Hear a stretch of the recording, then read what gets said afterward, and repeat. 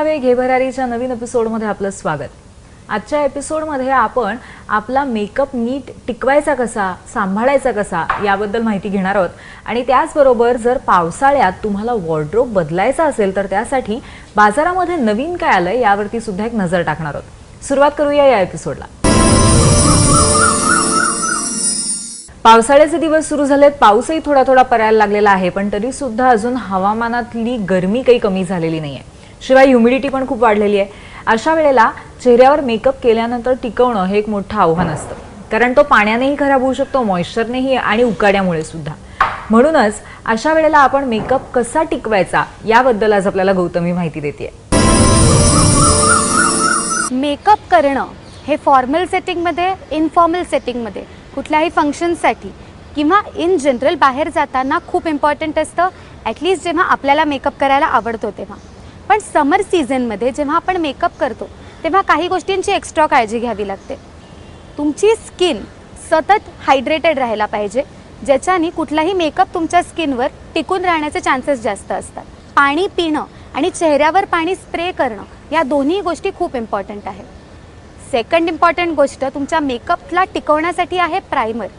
वेगवेगळे प्रायमर्स अवेलेबल असतात वेगवेगळ्या ब्रँड्समध्ये, तुमच्या बजेटला, तुमच्या स्किनला आणि तुम्हाला आवडतं असं एखादं प्रायमर तुम्ही तुमच्या स्किनवर मारू शकता। सो प्रायमर जे असतं ते एकतर स्प्रे बेसमध्ये असतं, जेल बेसमध्ये असतं किंवा क्रीम बेसमध्ये असतं। उपयोग त्याचा असा की तुम्ही मेकअप करताना मॉइश्चरायझर लावल्यानंतर तुमच्या स्किनवर पहिले प्रायमर द्यावं।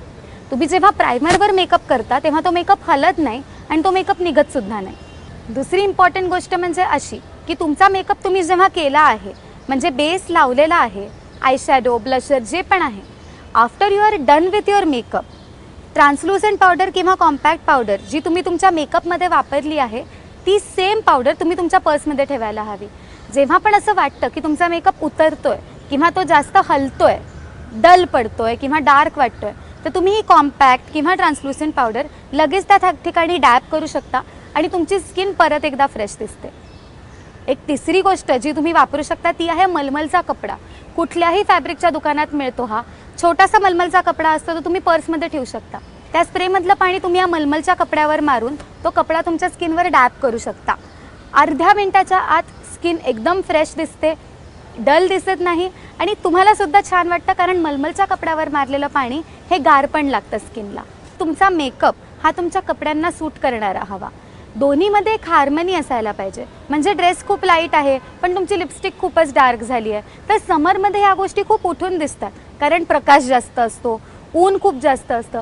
सो इन दॅट केस तुमचा जो मेकअप आहे तो जेवढा लाईट ठेवता येईल तेवढा लाईट ठेवावा। आता ह्याच्यासाठी तुम्ही फाउंडेशनच्या जागेवर CC क्रीम्स किंवा मूज ह्या गोष्टी वापरू शकता, ज्याला फार वेट नसतं।